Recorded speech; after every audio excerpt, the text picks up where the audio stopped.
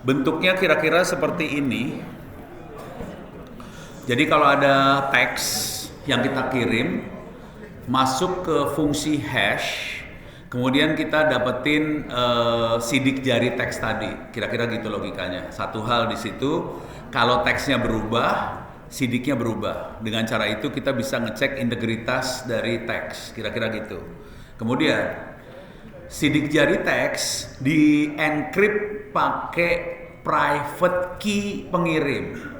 Jadilah tanda tangan digital. Jadi tanda tangan digital punya dua informasi. Siapa yang tanda tangan, teksnya yang mana. Dua itu ada di tanda tangan digital. Kalau sampai tanda tangan digitalnya berubah, apa tidak sesuai, kita bisa langsung bisa identifikasi. Itu kita masalah di teksnya atau yang ngirimnya bermasalah. Jadi kita bisa langsung cek dengan tanda tangan digital dua hal, gitu ya. Beres. Kemudian lanjut, sifat tanda tangan digital. Ontetik bisa jadikan barang bukti di pengadilan, hanya sah untuk dokumen itu saja dan kopinya. Jadi tanda tangan, kalau ada satu teks, kita bikin tanda tangan digital, kita pengen kopinya juga sah juga untuk teks itu karena isinya masih sama persis. Gitu. Terus yang ketiga, dapat diperiksa dengan mudah oleh siapapun karena kita bisa meriksa dengan cara kita pakai public key-nya, kemudian kita bisa ngecek tanda tangan digital. Yang ini urusan satu ini tanda tangan digital, contohnya atau nantilah kita coba lanjut ya. Sekarang sertifikat digital atau KTP digital. Informasi yang ada di sertifikat digital ada banyak.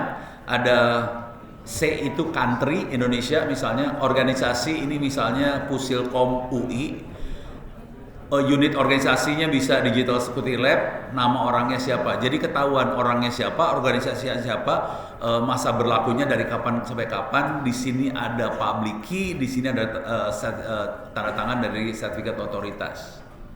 Oke. Nah, pertanyaannya, satu orang bisa punya beberapa sertifikat digital nggak? Bisa. Jadi satu orang bisa punya beberapa sertifikat digital dengan organisasi yang lain-lain bisa, sah, nggak masalah.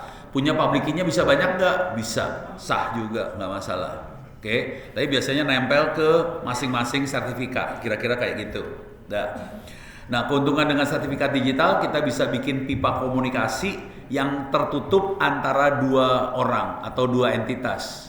Konsekuensinya adalah privacy dijamin di situ, saling otentikasi satu sama lain, bisa dipakai untuk memeriksa tanda tangan, bisa dipakai buat surat izin digital, dan bisa diperiksa secara offline. Contoh hari ini yang pakai teknik seperti ini namanya paspor digital misalnya.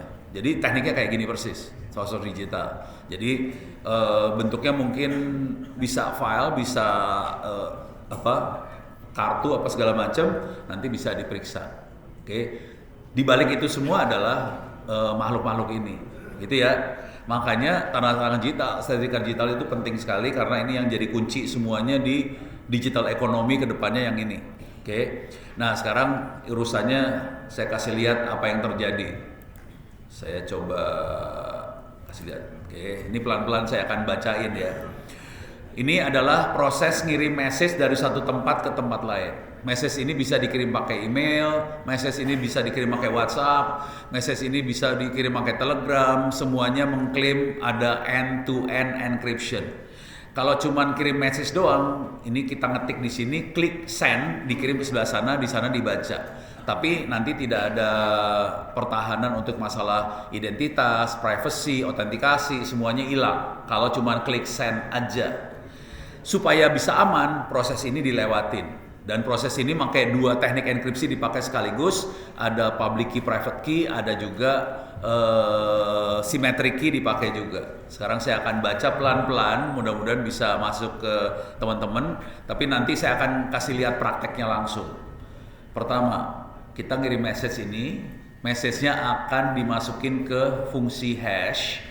Dapat sidik jari message digest, sidik jari message, di encrypt pakai private key si pengirimnya namanya Alice, dapat tanda tangan digital, message, fungsi hash, Message digest, encrypt, dapat tanda tangan digital. Tanda tangan digital punya dua informasi, yang tanda tangan siapa, message-nya yang mana. Message dengan tanda tangan digital sama sertifikat digital atau KTP-nya ELIS. KTP-nya ELIS ditanda tangan sama Certificate Authority. Certificate Authority di Indonesia namanya BSSN. Kalau Anda masuk BSSN ada yang namanya BSRE. Itu adalah user bisa bikin tanda tangan digital dan sebagainya. Ini ada di BSRE-nya BSSN hari ini. Oke. Jadi message, tanda tangan digital sama sertifikat digital semua disatuin jadi satu, di encrypt pakai symmetric key. Ini yang dipakai di Enigma. Oke, jadi symmetric key-nya tetap dipakai sampai hari ini. Kenapa ini pakai symmetric key? Karena ini message-nya panjang banget. Kalau panjang kita pakai public key, private key, prosesor susah banget kerjanya, terlalu berat. Jadi kita pakai symmetric key, di encrypt dapat message yang di encrypt. Symmetric key harus dikirim ke ujung sebelah sana supaya tidak bisa dilihat sama siapapun. Symmetric key akan di-encrypt. Cara nge-encryptnya, symmetric key akan di-encrypt sama orang yang dituju. Jadi kita ambil private key tujuan, namanya Bob, ini namanya Bob. Saya ambil symmetric key-nya, di-encrypt symmetric key-nya oleh public key-nya Bob, dapat amplop digital. Dua-duanya nggak bisa dibaca. Message tidak bisa dibaca, envelope-nya nggak bisa dibaca. Amplopnya isinya cuma symmetric key aja. Dua-duanya dikirim dan sampai dimanapun siapapun nggak akan bisa baca. Sampai di tujuan kita buka digital envelope, dibuka pakai private key-nya Bob, dapat symmetric key.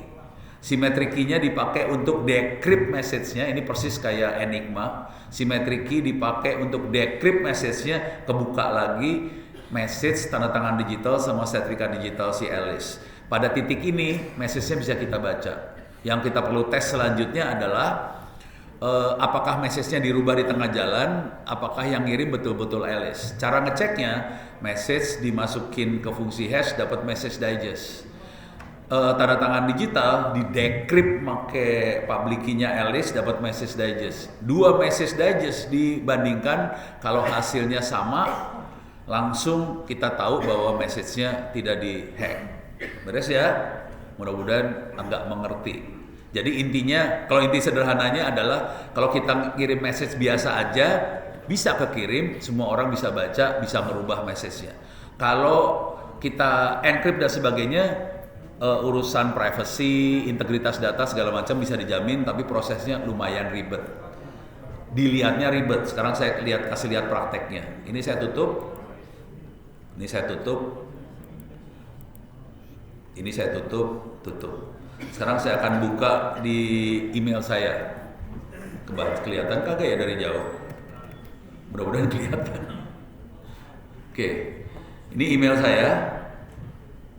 Oke, saya akan kirim email.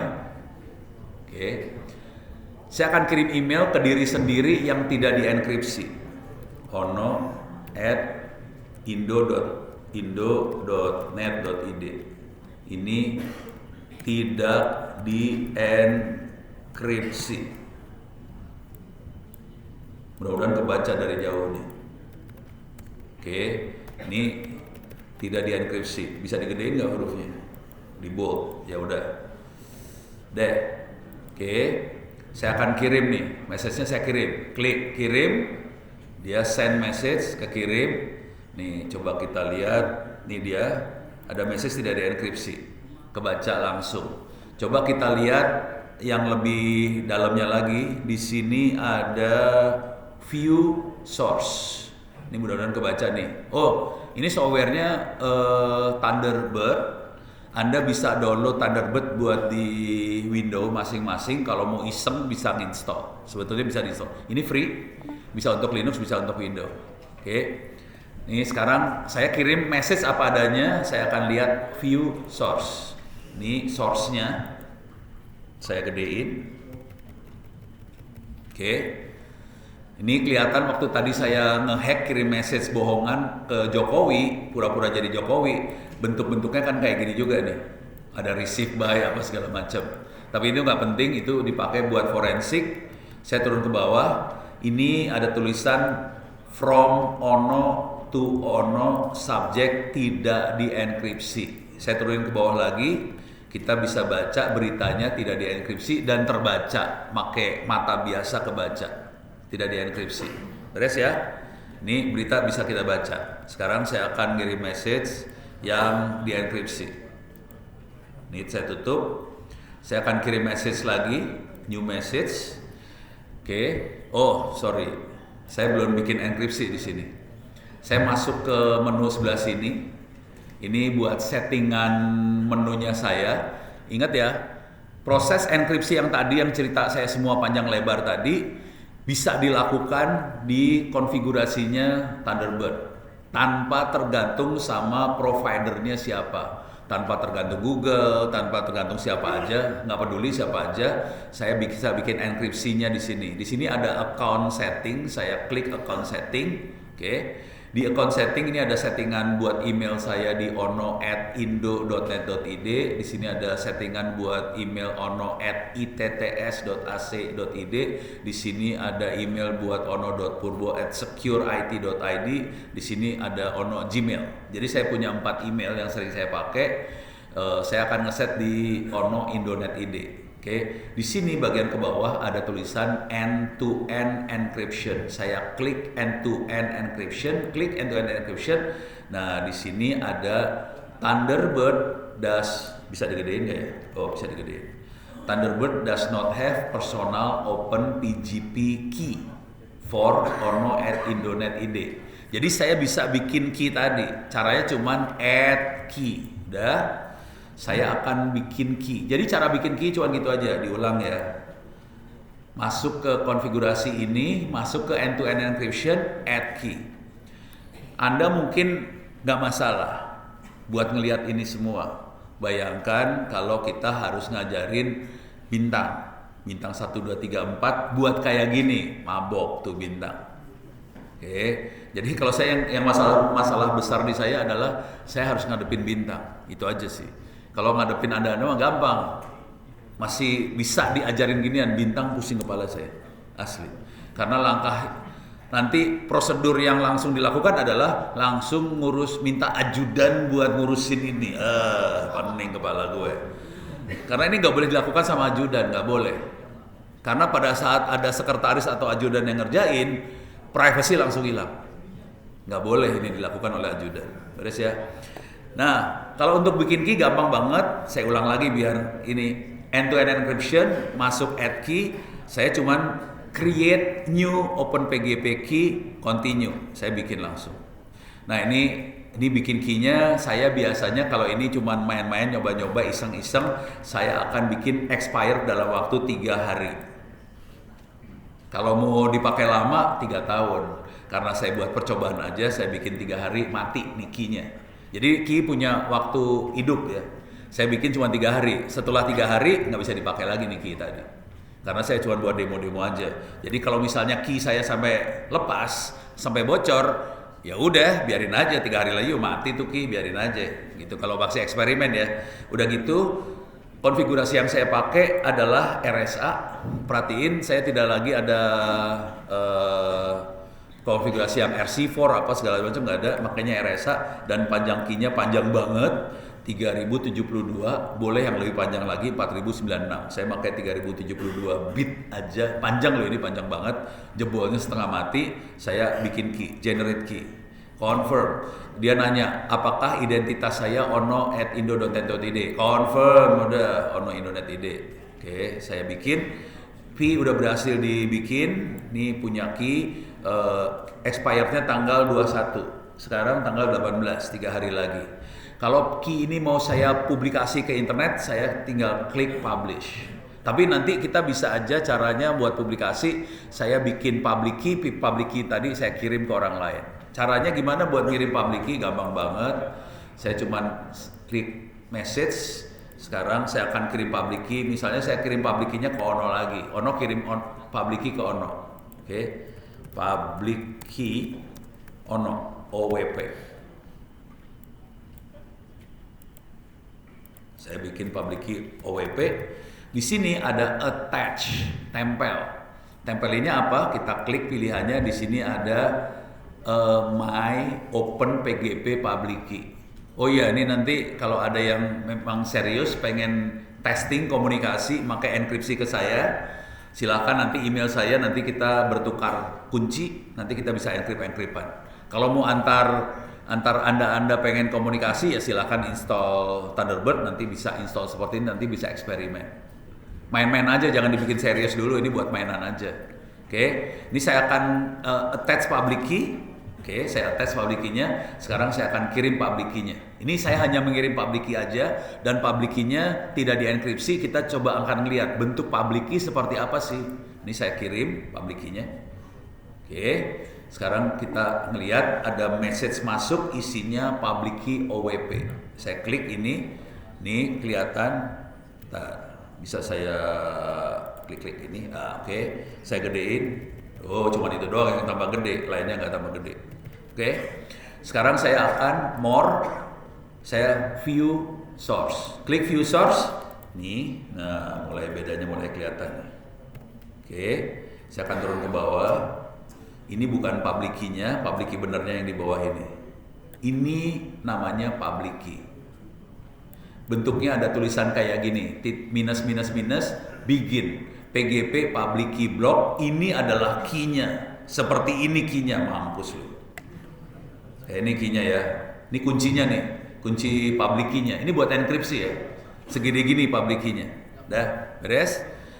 Udah, sekarang kita akan coba komunikasi yang encrypt satu sama lain. Cuman kalau komunikasi yang benar saya harus sama orang lain. Cuman saya harus minta dulu public key-nya supaya kita bisa berkomunikasi. Oke, karena reject, saya akan ngirim mail ke diri sendiri aja, Ono ke Ono, karena Ono punya private key-nya, punya public key-nya. Jadi Ono bisa kirim mail ke Ono dengan kondisi di encrypt segala macam. Oke, sekarang saya akan kirim Ono ke Ono ya. Ini send message Ono ke Ono. Ini saya akan tulis message ini di enkripsi. Saya akan copy paste di sini. Oh, bikin 2-3 biji lah biar happy. Jadi message dienkripsi. Tapi ini belum dienkripsi. Cara ngenkripsinya gampang. Tadi teorinya panjang lebar. Cara ngenkripsi cuma gini aja. Ini ada tombol encrypt. Tinggal klik aja ini klik. Udah selesai message diencrypt. Udah beres, cuma gitu doang. Beres ya. Jadi tadi teorinya panjang lebar sebetulnya nggak diperluin. Yang diperluin adalah tahu tombol encrypt yang dimana, diklik aja selesai masalah. Beres? Nah, kalau mau ngelihat yang di encrypt aja apa aja, di sini ada menu namanya Open PGP. Saya klik menu ini, nanti kita bisa lihat dia pakai Open PGP, seluruhnya di encrypt, subjeknya di encrypt, ada tanda tangan digital juga. Kira-kira kayak gitu. Sekarang saya akan kirim dengan kondisi semua di encrypt. Ini dikirim nih, kondisi di encrypt semuanya ya. Oke. Ntar, belum masuk. Di bagian bawah nih harusnya keluar. Kok kagak masuk sih? Nih, di bagian bawah kelihatan. Ini paling bawah ya. Paling bawah, mudah-mudahan kelihatan dari belakang ada tulisan titik Ono Purbo. Padahal kalau ingat waktu saya ngirim di subjeknya saya tulis message ini di encrypt gitu ya, di subjeknya saya tulis message ini di encrypt. Pas saya terima ada tulisannya cuman titik artinya ini kondisinya nggak bisa dibaca, titik nggak bisa dibaca. Sekarang saya mau baca, karena saya punya public key private key-nya, saya bisa baca, saya klik ini. Jadi hanya yang dituju yang bisa baca. Saya klik ini, nah sekarang baru kebuka message ini di enkripsi. Terus ada 3 tulisan. Saya klik dulu ya.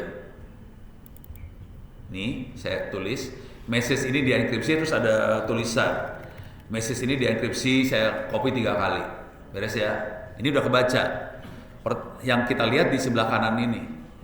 Ini ada tulisan Open PGP, ada gemboknya. Kalau saya klik gemboknya kelihatan good digital signature. Jadi tanda tangan digitalnya bagus. Terus message-nya ini di encrypt. Dan ketahuan ini encryptnya oke, nggak masalah. Kita bisa ngelihat siapa yang tanda tangan. Ini yang tanda tangan namanya Ono W Purbo, emailnya ono@indo.net.id, kemudian expire key-nya tanggal 21 bulan 3, sertifikatnya bisa kelihatan, strukturnya semua bisa kelihatan, dan kita bisa percaya. Kalau saya percaya, yes, treat this key as a personal key. Oke. Ini jadi kita bisa bilang ke sistem bahwa saya percaya sama key ini. Beres? Nah, sekarang coba kita lihat message sebenarnya. Saya klik more, view source. Jadi waktu dikirim lewat internet, saya gedein ya. Dikirim lewat internet, ini masih bisa kebaca.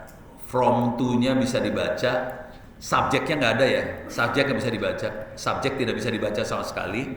Udah gitu, message-nya kayak gini bentuknya. Begin PHP message kagak bisa dibaca sampai bawah.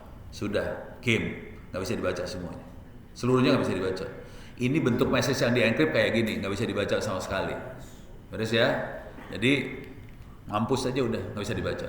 Kalaupun atau saya kasih lihat contoh message yang bisa dibaca ya. Misalnya kayak tadi Kali Linux, saya masuk ke mail server atau saya akan masuk ke mail server yang tadi saya serang, clear layar, SSH ono @ 192.168.8239. Oke. Yes. Passwordnya 123456 karena kita udah hack, kita tahu password 123456. Saya jadi super user sudo su, passwordnya 123456, clear layar, cd var spool mail. Di dalam folder var spool mail, kalau saya lihat isinya ada satu file namanya ono. Oke. Kalau kita buka more ono, saya buka, ini kita bisa baca. Ya, gimana caranya biar bacanya enak lihatnya? Nih, saya baca.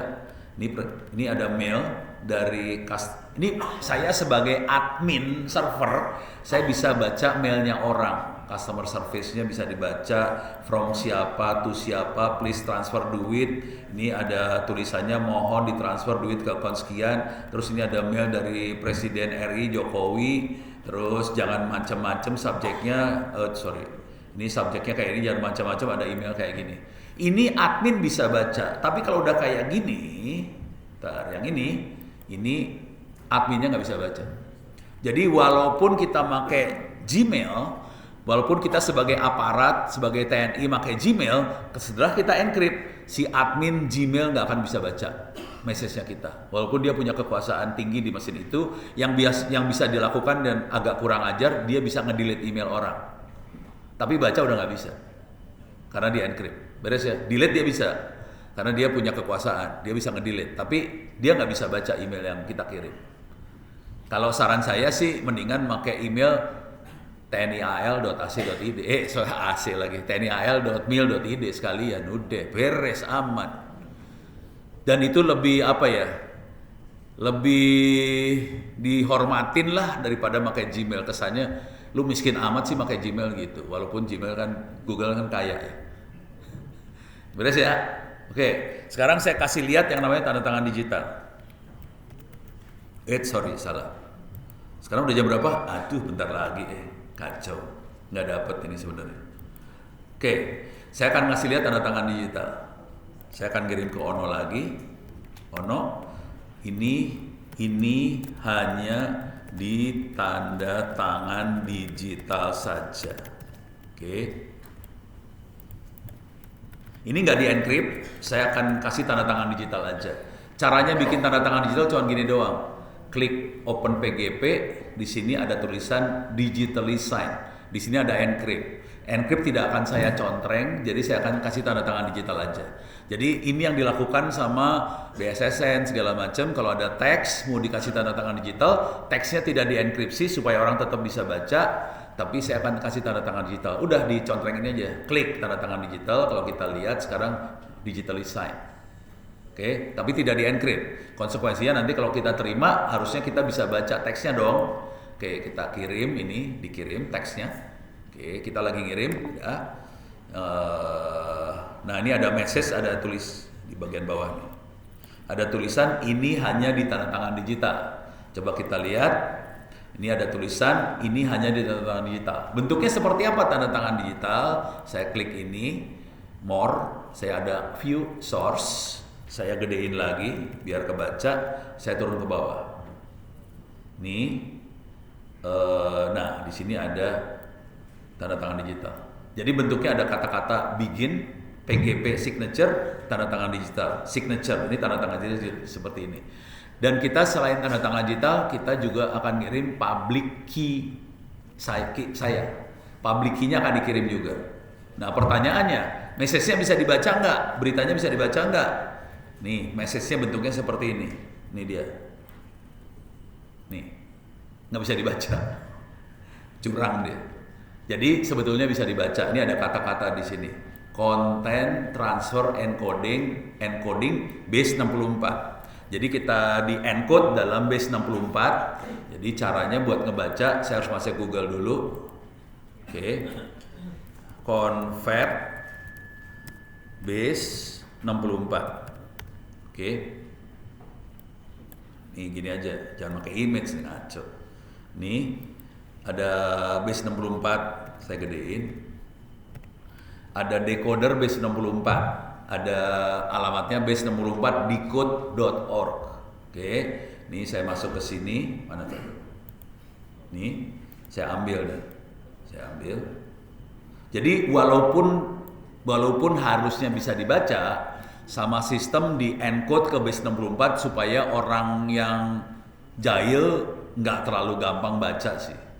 Nah sekarang saya orang jahil, saya copy aja, saya masukin ke sini, paste di sini. Oke. Sekarang saya decode, klik decode. Sekarang kita lihat ke bawah, ini hasilnya, langsung kebaca. Beres ya. Jadi teksnya bisa kita baca. Tapi ini nggak bisa dilakukan kalau di enkripsi, nggak bisa keluar. Dah beres. Sekarang saya masih punya waktu sekitar 10 menit. Ini soalnya Pak Ketua, ini anggota pada usul. Kalau bisa dikasih waktu sedikit buat belajar, boleh ya?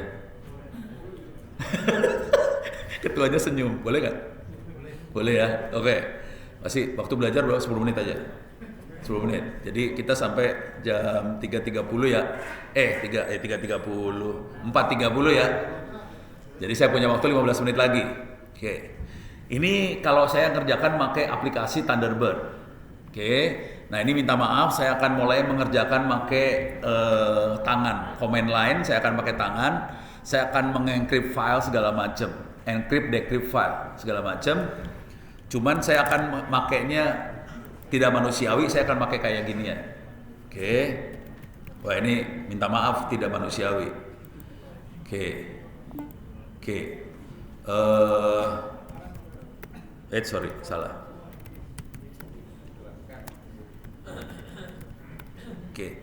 Saya akan bikin folder namanya mkdir, bikin folder make directory namanya misalnya percobaan enkripsi. Oke, foldernya sama itu saya cd ke percobaan enkripsi. Oke, dalamnya kosong. Kalau saya ls nggak ada file apa-apa, saya akan bikin file nano. Saya akan bikin file namanya percobaan enkripsi.txt. Ini percobaan saja buat di enkripsi. Oke, saya keluar, Ctrl X, exit, yes. Oke, sekarang ada file namanya percobaan enkripsi. Kalau saya lihat isinya, cut percobaan enkripsi, kelihatan isinya ini percobaan saja buat di enkripsi. Ini bisa dibaca. Bisa nggak ini di encrypt? Oke. Nah kebetulan namanya PGP atau GNU PG itu ada di shell. Kalau di Linux. Ini minta maaf saya nggak tahu kalau di Windows kayak gimana ya. Biasanya ada yang bentuknya grafik di Windows. Saya pakai Linux, GPG, coba atau GNU PG, lupa saya pakai GNU PG, help. Oh, GPG, help. Oke, jadi udah ada aplikasi namanya GPG, sudah ada di Linux ini. Oke, sekarang saya akan cari contekan dulu buat mainan makhluk ini. Saya punya 15 menit waktu buat ngasih lihat sedikit aja. Ono ini. Saya masuk ke open GNU PG. Salah. GPG. Oke. Ini mouse-nya mana? Ini dia mouse. Saya turunin ke bawah. Di sini ada mini how to. Ini saya cepet-cepet aja ya. Kita bisa bikin pasangan kunci. Caranya kayak gini, GPG generate key. Cuman sebelum saya generate key, saya akan ngecek saya udah punya key apa aja di situ. Cara buat ngeceknya adalah GPG key list. Jadi saya pengen lihat saya punya key apa aja di situ.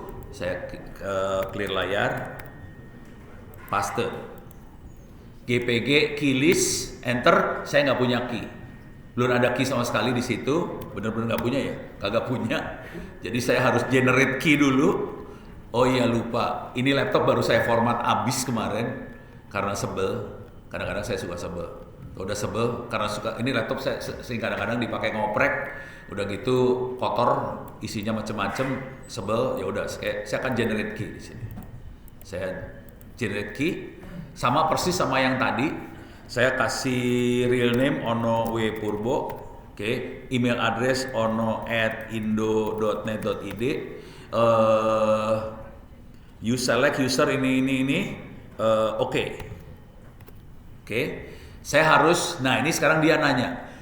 Private key-nya dikasih password. Passwordnya apa? Karena saya cuma percobaan, saya akan kasih password yang paling aman di dunia. Saya kasih passwordnya adalah 1, 2, 3, 4, 5, 6. Diulang password paling aman tadi 1, 2, 3, 4, 5, 6. Ini adalah password yang paling aman di dunia kalau lagi belajar. Aman maksudnya biar gua kagak lupa-lupa. Oh, dia bilang warning, berbahaya, warning. You have entered an insecure passphrase. A passphrase should be at least 8 karakter. Karena saya kasih 6, dia kasih warning. Saya bilang take this one anyway. Ya karena saya merasa dunia di Indonesia aman dan damai karena ada TNI AL dan teman-temannya. Ya udah saya gituin aja. Karena gue lagi ngomong di Cisco AL. Kalau gue ngomong yang lain gue bisa dibunuh soalnya. Nah, langsung dia bikin key. Di sini kita bikin key dan ini expirednya tahun 2026. Jadi masih 3 tahun lagi expired. Key-nya lama banget expirednya dan dia pakai RSA 3072 bit expired yang itu. Jadi saya sekarang udah punya key. Coba saya clear layar, saya akan list key. Sekarang saya punya key. Beres ya. Nah, sekarang saya bisa kirim message segala macam ke key ini. Saya akan kirim message di encrypt. Sekarang saya kasih lihat bagaimana mengencrypt file atau apapun pakai teknik ini. Caranya, jadi ini kalau nanti kita punya file, kita pengen kirim file ke temen, pengen di encrypt sebetulnya bisa pakai perintah yang seperti ini. Nggak usah canggih, ya ini mah buat anda barangkali canggih ya. Kalau buat saya ini perintah paling blow on di dunia sih sebenarnya. Nah, saya akan kirim message yang akan di encrypt. Atau saya bisa kirim public key dulu ya. Misalnya saya pengen bikin kirim public key saya. Kalau pikirin public key caranya adalah ke bawah harus cari ini dia. Ini revoke bukan salah. Ini publish public key. Export public key. Ini saya pengen mengekspor public key saya supaya bisa dikirim ke Anda. Bentuknya harus bentuk file text. Caranya cuma gini aja, GPG, output, nama filenya apa, terus saya ekspor, siapa yang mau saya ekspor, ID-nya apa. Jadi ini saya copy paste aja ya, ambil, klik kanan copy, ini copy, saya masuk sini, paste. Cuman yang saya ekspor namanya ono@indo.net.id. Sekarang saya mau ekspor dalam bentuk teks. Saya kasih nama misalnya ono public pubkey.txt. Cuman supaya dia bisa dibaca dalam bentuk ASCII, saya kasih -a. Minus A maksudnya bentuknya file teks biasa. Kalau saya nggak kasih A, nanti bentuknya binary, nggak bisa dibaca, susah. Saya enter, dah, selesai, clear layar.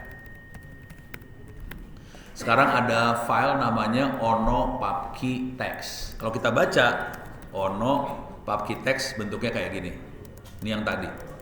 Oke, ada public key block. Oke, ini nanti tinggal pakai email, dikirim pakai email ke orang yang saya tuju, langsung nanti bisa dia kirim-kiriman teks dengan kondisi teksnya di encrypt. Caranya cuma kayak gini doang, public key dikirim. Sekarang saya mau mengencrypt file saya. Oke, ini ada tulisan percobaan enkripsi.txt. Oke, ini bisa dibaca. Percobaan enkripsi.txt bisa dibaca, isinya cuman ini percobaan saja buat dienkripsi. Saya mau encrypt makhluk ini, caranya cuma gini doang. Ini, bentar, turun ke bawah. Ini import. Ini kiring, saya akan turun di sini. Oh, bukan. Saya turun ke bawah lagi. Nah, ini ada encrypt sama decrypt. Oke, perintahnya cuma gini aja. GPG -E itu encrypt. Nanti filenya dibikin dalam bentuk ASCII, penerimanya siapa? Terus filenya yang mana? Kalau mau decrypt, caranya cuma gini aja. GPG decrypt, output filenya namanya apa? File yang di decryptnya apa? Oke, saya praktekin ya, saya praktekin. GPG encrypt armor recipient siapa? Filenya mana? Saya praktekin, clear layar. GPG encrypt dalam bentuk ASCII, penerimanya adalah ono.indo.net.id. Jadi ini penerima adalah supaya bisa menjamin privacy. Dia bisa menjamin yang menerima nanti hanya ono, bukan yang lain. Kalau kita akan ngirim file ini ke beberapa orang, saya tulis lagi recipient siapa lagi, recipient siapa lagi. Jadi bisa minus R-nya bisa banyak nih.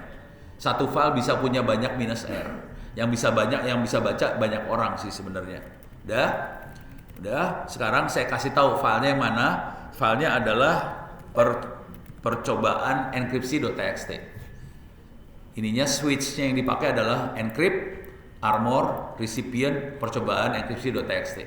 Saya enter di sini, enter, udah, clear layar, ls. Sekarang ada 3 file, ono public key txt, ada percobaan enkripsi txt, ada percobaan enkripsi txt.asc. Ada satu file dibikin asc belakangnya. Saya baca sekarang percobaan enkripsi.asc. Enter, bentuknya udah kayak gini sekarang. Alah sia. Nih ya, bentuknya kayak gini. Persis seperti message yang kita kirim tadi. Bentuknya tidak bisa dibaca sekarang. Oke, udah. Nah, udah beres seperti ini. Sekarang kita pengen buka filenya. Nih, saya akan pengen buka, clear layar, GPG, decrypt. Kita lihat contekannya ke bawah sini. Ini contekannya di sini. Minus decrypt, output filenya namanya apa? Terus ada file ASC. Terus kita kasih nama file yang buat decryptnya. Jadi cuma gini aja. Output file namanya misalnya saya kasih nama sembarangan ya. Ini hasil dekripsi file.txt. File yang mau saya decrypt adalah percobaan enkripsi.asc belakangnya. Enter. Saya harus masukin private key saya. Private key saya yang paling aman di dunia 1 2 3 4 5 6. Enter. Dia decrypt dan dia ngasih tahu. Message ini di-encrypt pakai 3072 bit RSA key oleh Ono. Dibikin tanggal berapa kelihatan semua. Jadi dia ngasih tahu, yang bikin Ono loh. Kalau bukan Ono dan saya berharap itu dari Ono, jangan dibuka. Karena saya berharap dari Ono. Ini ternyata yang encrypt Ono, saya buka. Sekarang kita lihat filenya apa aja yang di sini. ls.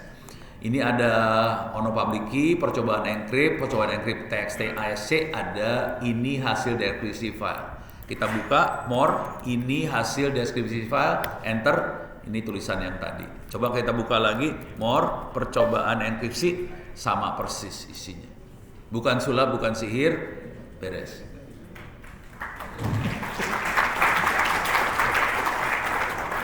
Masih ada waktu 3 menit ya?